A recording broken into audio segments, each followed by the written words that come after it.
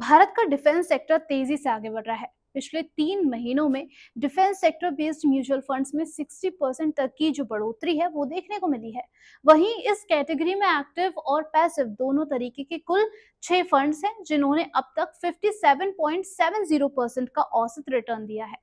इस श्रेणी की 3 स्कीम्स में 60% से ज्यादा का रिटर्न मिला है। वहीं आपको बता दें कि Motilal Oswal Nifty India defence ETF ने पिछले 3 महीनों में लगभग 60.49% का सबसे ज्यादा रिटर्न दिया है।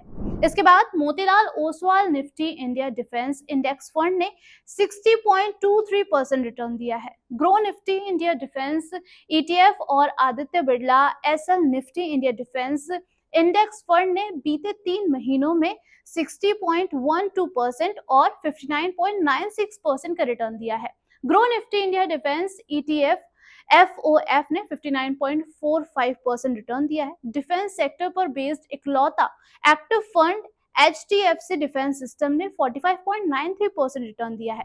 एक्सपर्ट्स का इसमें मानना है कि ऑपरेशन सिंदूर के बाद भारत और पाकिस्तान के बीच तनाव के समय से ही भारतीय डिफेंस सिस्टम ने लोहा मनवाया है। इसके अलावा बताएं कि भारतीय सरकार भी डिफेंस सेक्टर पर फोकस करते हुए इस पर अपना खर्च बढ़ा रही है। इन सबके चलते डिफेंस स्टॉक में तेजी देखने को मिली है।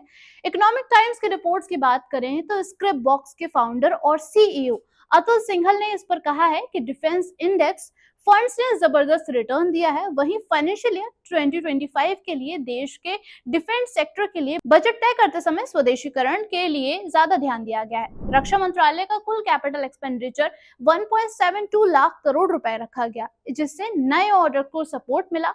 वहीं फाइनेंशियल ईयर 2024 में रक्षा निर्यात 21,083 करोड़ रुपए के ऑल टाइम हार्ड पर पहुंच गया, जो भारतीय डिफेंस मैन्युफैक्चरिंग की ग्लोबल डिमांड को दर्शाता है। आय में इस उछाल के साथ साथ नीतिगत प्रोत्साहन और अनुकूल भू राजनीतिक पृष्ठभूमि के चलते फंड के बेहतर प्रदर्शन को बढ़ावा भी मिला है।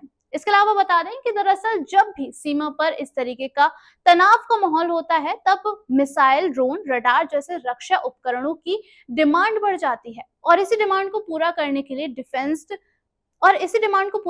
डिफेंस मैन्युफैक्चरर अपना प्रोडक्शन बढ़ा देते हैं। कई कॉन्ट्रैक्ट्स पर साइन किया जाता है और इन सबसे उनका रेवेन्यू बढ़ता है।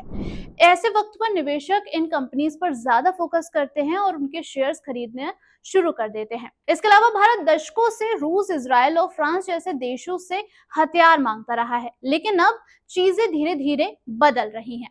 एचएएल, भारत इलेक्ट्रॉनिक्स, पारस डिफेंस और जैन टेक्नोलॉजीज जैसी कंपनी अब खुद अपना डिफेंस सिस्टम बना रही हैं। स्वदेशीकरण की ओर रुख हो रहा है और अब तो दूसरे देश अब भारत से ये हथियार खरीदना चाह रहे हैं।